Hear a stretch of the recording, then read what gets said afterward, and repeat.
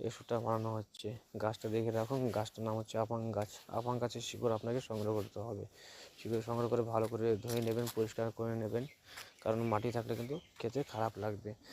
তো শিকড়গুলো সুন্দর করে পরিষ্কার করে নেবেন এবং ধুয়ে নেবেন, তারপর ছোটো ছোটো করে কুচি কুচি করে কেটে নেবেন। শিকড়গুলো কুচি কুচি করে কেটে নেবেন, ছোটো ছোটো করে কেটে নেবেন, কারণ মিক্সিতে পেস্ট করতে নাহলে অসুবিধা হয়ে যাবে। কেটে নেওয়ার পর আমি বেশ করে আরও একবার ধুয়ে নেব, যাতে মাটি বা নোংরা না থাকে। তো ধুয়ে নেওয়ার পর মিক্সিতে আপনাকে পেস্ট করতে হবে। যেহেতু আমি একবারে বেশি দিয়ে দিয়েছি, হয়নি, তারপর অল্প অল্প করে দিয়েছিলাম।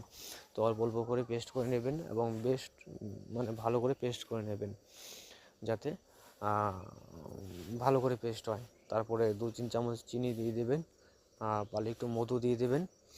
মধু দেওয়ার পর ভালো করে পেস্ট করে নেবেন। তারপর ছোটো ছোটো গোল গোল বড়ি বানাবেন, তারপরে 3-4 দিন শুকাবেন বড়ি। আমাদের এখনও তো রোদ নেই, যে কারণে আমি 100 ওয়াটের বাল্বের নিচে শুকাচ্ছি। তো আপনারা যে কোনো কারণে শুকিয়ে দেবেন, আর এতটা শুকাবেন যাতে একটু থালার উপরে পড়লে শব্দ হয়। পুরোপুরিভাবে শক্ত করে শুকিয়ে নেবেন। শুকানোর পরে সকালে একটা বড়ি খাবেন খালি পেটে, আর একটা বড়ি খাবেন রাত্রে ঘুমানোর আগে। 7 দিন ওষুধটা খেতে হবে। 7 দিন খেলে আপনার সাদা স্রাবের সমস্যা পুরোপুরি ঠিক হয়ে যাবে। আর পেয়ে যাবেন ওষুধটা খুব ভালো। ডাক্তারের ওষুধ অত তাড়াতাড়ি কাজ হবে না, যত তাড়াতাড়ি এই ওষুধটা কাজ করবে।